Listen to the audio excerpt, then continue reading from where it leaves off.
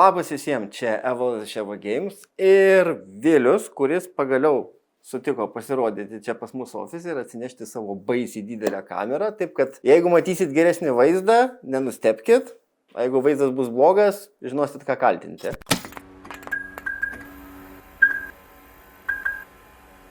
O dabar šiandienos tema. Šiandienos tema yra AMD ir aš įprastai dažnai kalbu apie AMD, kartais papeikiu, kartais pagiriu, kartais pasityčiu iš jų keisto įvairiausių procesorių pavadinimų ir panašiai, bet šį kartą mes pakalbėsim apie kažką linksmesnio, tai yra AMD Radeon 9070. Ir ne, tai nėra dar viena Nvidios išgalvota vaizdo plokštė, kurios negalite rasti arba matote pozicijas tik tai interneto kataloguose, su nuliukai šalia. Šį kartą tai yra tikra egzistuojanti vaizdo plokštė, kuri yra mano rankose, kurią aš turėjau progą ištestuoti visą savaitgalį. Pirmą kartą galiu pasakyti, kad šaunuoliai AMD nuo RX 580 laikų, tie, kas prisimena šitą vaizdo plokštę šaunuoliai, kai buvo išleista pirmoji 8 GB Radeon vaizdo plokštė ir jos analogas 4 GB, tai buvo visų giriama, mėgiama vaizdo plokštė ir AMD tuo metu dar turėjo šiek tiek rinkos. Ir kas šiuo metu yra truputėlį kitaip, jeigu pasižiūrėtumėt Steam duomenų bazę vaizdo plokščių naudojimų neintegruotų, jūs tikriausiai matytumėt, kad AMD turi kažkur apie 11-12% visų vaizdo plokščių, kurias naudoja Steam vartotojai. Tuo tarpu visus likusius turi Nvidia ir tą 0%, tai tikriausiai 0, kažkiek procentų turi viena kita Intel vaizdo plokštė. Tai RX 750, RX 770, tos vaizdo plokštės, kurios turėjo įnešti į mūsų rinką šiek tiek pokyčių, bet taip neatsitiko, nes tai tapo dar viena išgalvota vaizdo plokštė su nuliukais kataloguose. Tai šiandien pas mus yra tikra vaizdo plokštė ir AMD panašu, kad pasinaudojo progą iššokti į tuos skaičiukus ir galbūt net šiek tiek atsiplėš iš Nvidios vartotojų rinkos, kadangi Nvidia sugebėjo paslysti ant trūkstamų ROP komponentų, kas negirdėjote apie šitą istoriją, tai paieškokit internete, kai nusiperkat vaizdo plokštę ir jums trūksta geležies joje, netitinka specifikacijos, jau nekalbu apie vieną kitą driverių problemą su juodais ekranais, nerealias kainas, melą marketingo medžiagoje ir kitus dalykus, taip kad Nvidia paslydo kelis kartus ir tėškėsi į žemę ir AMD gavo progą įsišokti, atidėti savo vaizdo plokščių išleidimą iki kovo mėnesio ir pagaliau mes turime ir kainas, ir vaizdo plokštę šiokius tokius rezultatus. Egzistuoja toks dalykas kaip MSRP angliškai, tai gamintojame rekomenduojama pardavimo kaina, bet esu nekartą sakęs, kad tai yra nesąmonė. Ir ta kaina yra daugiau orientacinė, galbūt, kad palyginti, kiek jūs gaunate greičio už dolerį ar eurą, bet realybėje ta kaina ji neegzistuoja. Visų pirma, pradedant nuo to, kad, kaip pavyzdys, $600 yra orientacinė 9070 XT kaina, lygiai taip pat kaip $750 buvo 5070 Ti orientacinė kaina. Bet visų pirma, į ką reikia atkreipti dėmesį, kad čia yra orientacinė kaina iki mokesčių. Jeigu šią vaizdo plokštę pirktumėte tiesiai iš gamintojo, ką galima buvo padaryti iš Nvidios, jūs įsidėję šią vaizdo plokštę į pirkinių krepšelę, įsirinkę šalį, į kurią norite jį pristatyti, jums iš karto atsirasdavo jūsų šalies tam tikri mokestiniai skaičiavimai. Tai tarkim, Lietuvos atžvilgiu būtų plus 21% pridėtinės vertės mokestis, plus pristatymo kaina. Tai ši kaina yra iki mokesčių ir rekomenduojama pardavimo, o ne jau su visais galimais ir turimais mokesčiais. Tai pirmas dalykas svarbus. Antras dalykas tai yra bazinis modelis. Įprastai tai turėtų būti kaina orientacinė pačio pigiausio, paprasčiausio modelio su 2 aušintuvais ir galbūt net gamykliškai nepaturbinto. O mūsų atveju realybė yra kitokia, tokie modeliai kaip MSI, man atrodo, dantus pigiausia, bet galbūt iš tų galingesnių modelių, arba, kadangi žinau apie gigabaitą, tarkim, gigabaitą oro, gigabyte gaming, jos visą laiką bus brangesnės negu šita kaina. Ir tokios plokštės kaip WindForce arba Eagle bus pigesnės, nes daugiau plastiko, mažiau vario ir panašiai. Taip, kad į kainą siūlyčiau už kainos neužsirakinti, nes tai yra nesąmonė, kainos dabar kokios iš tikro yra kainos. 9070 XT rekomenduojama pardavimo kaina iki mokesčių yra $600, Lietuvoje tai yra 710. Tai plus 110 už, sakykime, gaming galbūt modelį. Radeon ne XT versija yra $550, o Lietuvoje galite gauti už €641 iki mokesčių. Tai visų pirma įvertinkim dolerių ir eurų paklaidą, nes jinai šiokia tokia yra. Ir tas premiumas, kurį sumokate už tai, kad perkate kažką šiek tiek daugiau negu standartas. Dabar kuo įsiskiria 9070? Tai visų pirma yra naujas mikroschemų lustas, pagamintas pagal TSMC 4 nanometrų technologiją. Tai leidžia smarkiai suspausti patį procesorių ir jis šiuo metu yra 357 kvadratiniai milimetrai dydžio, kai, sakykime, praeitos kartos 7900 versijos buvo 529 kvadratiniai milimetrai. Tai, nesakyčiau per pusę, bet apie 40% sumažėjo jisai, išlaikant tą patį efektyvumą. Šiokie tokie pokyčiai L2 cache, boost procesoriaus dažniai iš esmės panašus liko, atmintis. Čia toks įdomesnis dalykas, 16 GB GDDR6, skirtingai nei Nvidia ne 7, bet GDDR6 atminties, ir čia nebuvo padaryta klaida, nes 12 GB RAM, tarkim, yra gerokai per mažai, nes tokie žaidimai kaip seni žaidimai, kaip Days Gone su maksimaliais nustatymais sunaudoja netoli 14 GB atminties, 1440 rezoliucijai pastebiu, arba nauji žaidimai tokie kaip Indiana Jones The Great Circle su aukštu high presetu ir minimaliausiu ray tracing nustatymu suvalgo 15,8 GB video atminties. Tai jeigu jūs taikote į Nvidia 5070 vaizdo plokštę, kuri turi jų tik 12, turėkite omeny, kad kaip ir jau prašovė. Tai AMD čia sužaidė gerai. Galbūt 16 yra mažoka, turint omeny, kad praeitos kartos Radeon plokštės turėjo 20 ir 24, bet tikrai ne per mažai, kad galėtumėte žaisti ir mėgautis naujausiais kūriniais. Elektros sąnaudas, 304 W XT versija ir 220 W ne XT versijoje. Kadangi turiu tik XT versiją, galiu pasakyti, kad 304 W vaizdo plokštės, remiantis programinės įrangos, žinoma, reportuojama statistika, tai yra tas toks labai jau teorinis, nes aš kelis kartus mačiau ir 380 W ir nenustepčiau kodėl, nes, kaip matot, senos vaizdo plokštės turėdavo po, tarkim, 4 ir 6 PC Express maitinimą, 7900 XT turi 8 ir 8, čia turite 3 kartus po 8. Tai čia apie 60 kažkur tai vatų maitinimas, plus 3 kartus po 8, nenuostabu, kad jinai gali valgyti ir daugiau. Temperatūros, kiek pučiate, tiek šaldo, o konkrečiai Gigabyte modelis labai garsus yra, bet temperatūros net 3D Mark testo metu neperlipo, pats pagrindinis procesorius temperatūra neperlipo 55 laipsnių, tai šitoj vietai yra vietos pasimažinti galbūt kreivę aušinimo ir pasidaryti jūsų experience tylesnį. Tai aš pasakyčiau, kad šios naujovės kaip ir, nežinau, man patiko, atsirado tokių dalykų kaip FSR 4, kurį labai norėjau patikrinti, bet AMD kaip ir skaidrėse parodė, jog jisai yra ir ryškesnis, ir efektyvesnis, galų galia tai yra pirmasis FSR, kur yra naudojama dirbtinio intelekto pagrindų pagaminti modeliai ir jų pagalba, tai jau gaunasi kažkas kaip DLSS. Bet problema yra ta, kad bent jau aš neradau žaidimo, kuris tą FSR 4 palaikytų, kad galėčiau pats įsitikinti. Kaip pavyzdys Cyberpunk, geriausia atveju FSR 3.1.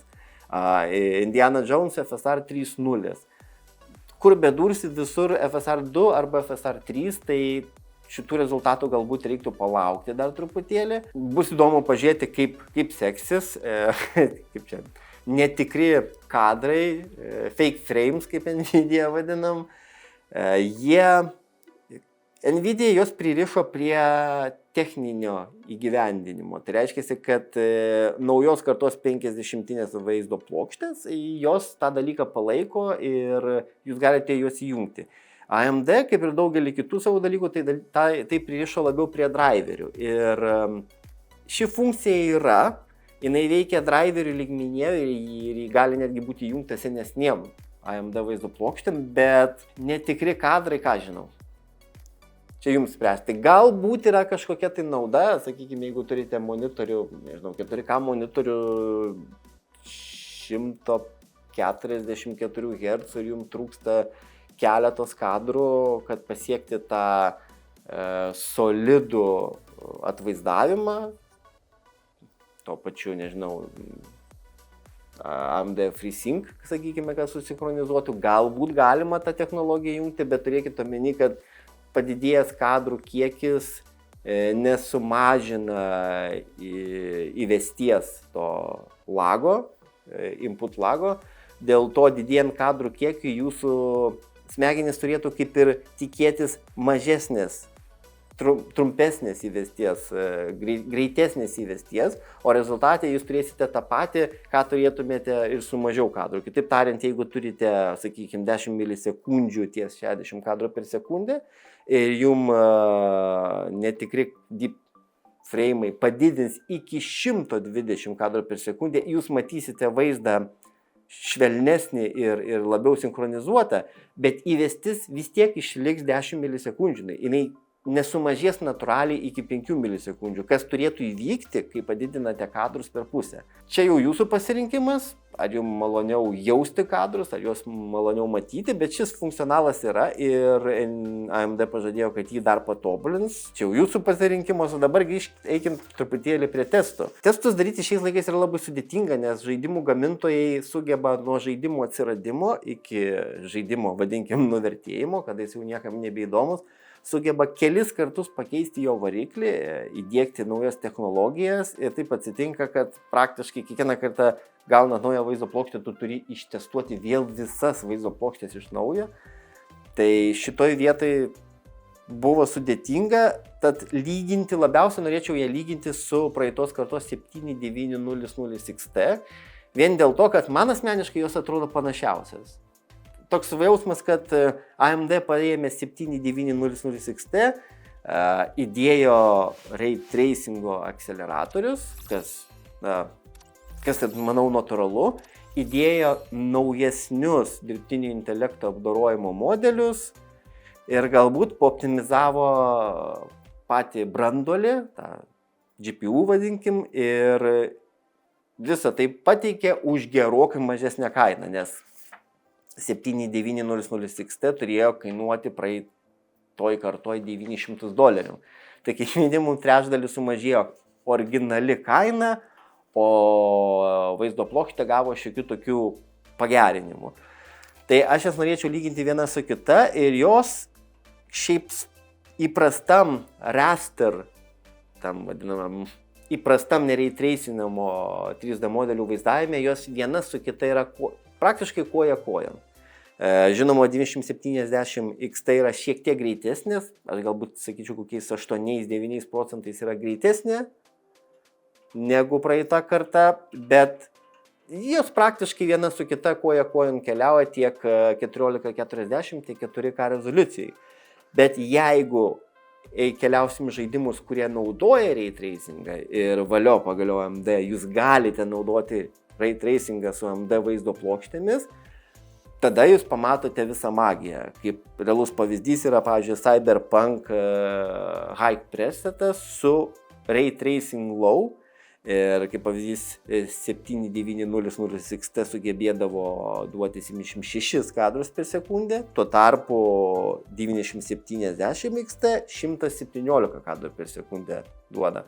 Tai galbūt ne 2 kartus, bet vėl apie 40 kažkur procentų gaunate daugiau kadrų ir jau galite žaisti ray tracing žaidimus. Tas pats vaizdelis yra ir Metro Exodus, irgi apie 40 procentų prieaugis kadruose su ray tracingu. Pozicionuočiau taip, 7900 XT yra kol kas, XTX kaip yra kol kas pats tas viršus, tada po juo galbūt statyčiau 5070 Ti, po juo galbūt keliautų 4070 Ti Super, kurios irgi viena su kita labai panašiai pozicionuojasi.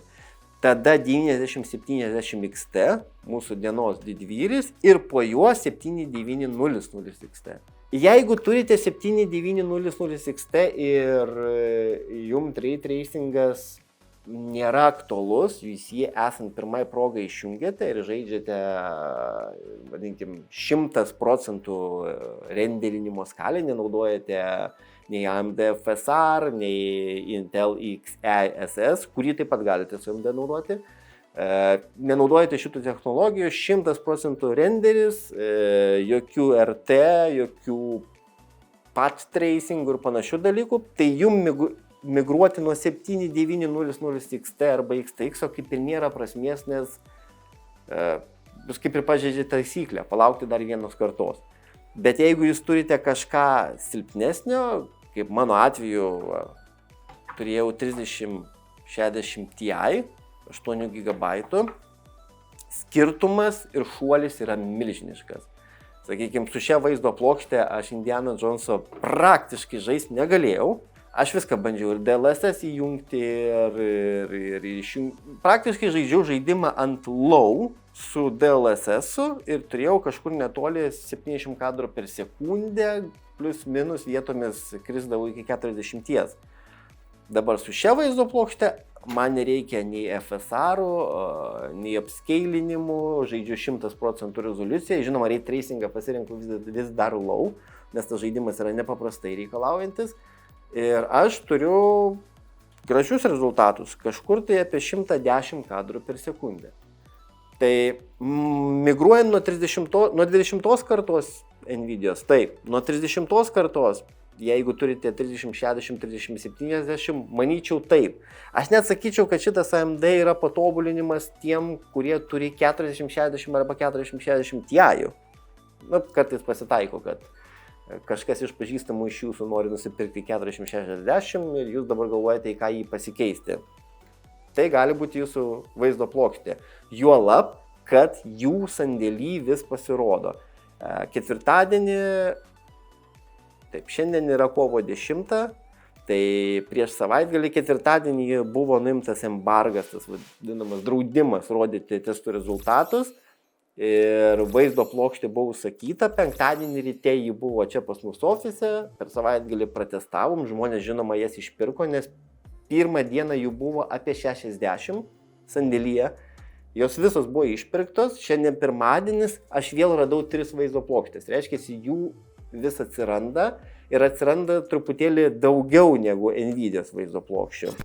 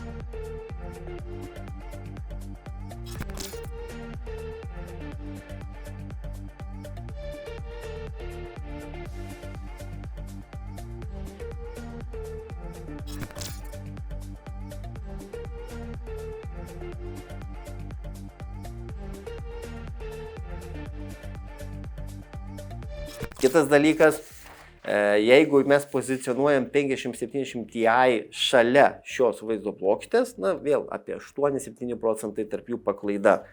Bet Lietuvoje jūs galite 5070 Ti nusipirkti už apie 1300 eurų. Šitą plokštę jūs galite nusipirkti už 860 eurų.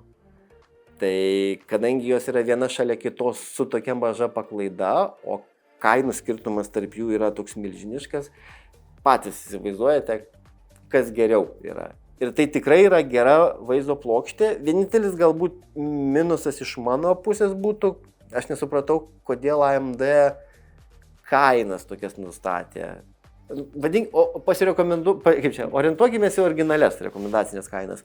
9070, 9070 XT paklaida tarp kainų yra $50. Tiek dažniais, tiek akceleratoriais, tiek testų rezultatuose, tarkim, žiūrint oficialius, skirtumas tarp jų yra daug didesnis. Tai kaip ir gaunasi, kad išleidimo mėnesį AMD visus priverčia automatiškai pirkti XT versiją, nes niekas nenorės ne XT versijos. Kaip ir neapsimoka, paklaida per maža, kad pirkti ne XT versiją. Bet jie vis tiek šias vaizdo plokštės gamina. Tai kaip ir buvo su 7900 XT ir XTX versija, kai kainos po to buvo nupjautos. Aš įsivaizduoju, kad kokį balandį, gegužės mėnesį galime tikriausiai laukti 9070 ne XT versijos kainų sumažinimo. Nes šiai akimirkai 9070 ne XT atrodo kaip prastas pasirinkimas. Bet jeigu po 2 mėnesių jūs ją įsigysite 70 arba 100 eurų pigiau, tada kaip ir jinai atsistos į savo vietą. Taip, šitą siūlyčiau pagalvoti, nes šiai akimirkai ne XT versija atrodo kaip blogas pasirinkimas ir šitas AMD sprendimas jau nebe pirmą kartą tiek su 7000 laida, tiek su 6000 laida tas pats buvo. Na, šitą patys pagalvokit. O testų rezultatų lentelės, gražias tikiuosi lentelės, matėt? Ar tai gera vaizdo plokštė? Tikrai taip. Ar ją verta pirkti? Tikrai taip. Kokio gamintojo parekomenduoti šito vietoj negaliu, nes mačiau Sapphire daug modelio yra, keletą Asus modelių yra.